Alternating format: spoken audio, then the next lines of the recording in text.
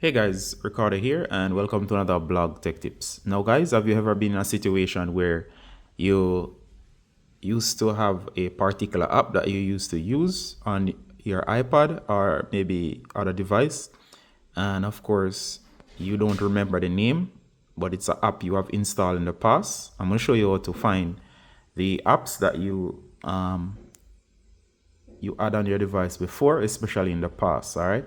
Or apps you have installed before. This is a great way to find old apps that you have installed before. Maybe there are two apps that looks very close, but one was very good that you used to use, and now you were trying to find about that particular app, but there's so many apps that look alike. All right, so you know that you usually install it or did install it before at one point. So this is great for finding old apps and apps you have installed before. All right, so if you have ever installed it on your account before or on an old iPad that you had, it will show up here. All right, so the first thing you do, guys, is go to your app store.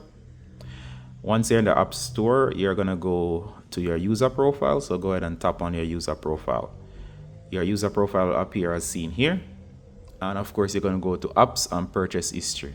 Now, once you're in here, you're gonna see a bunch of options. Go to your apps. All right, so once you're in your apps, you're gonna see all, and of course it's gonna show you all. But of course, if you go over to this tab that says not installed on this iPad, all right, so it's gonna show you every app that you have downloaded in the past. That includes stuff you have not currently installed here. So as you can see, I have this old wallpaper app that I usually use. I can actually find it back. I can tap on it and I can or just simply get it. All right, so you can find a whole bunch of older apps that you once used, and of course they should be all here, and it's showing you that they're not installed on this device. This can be also great in case you're setting up your device and there are specific apps that you normally use. You can find them in here and you can tap and you can install them. All right, so this is a great way to find older apps as I indicated. So hope that was useful, and see you in the next one, guys. Bye.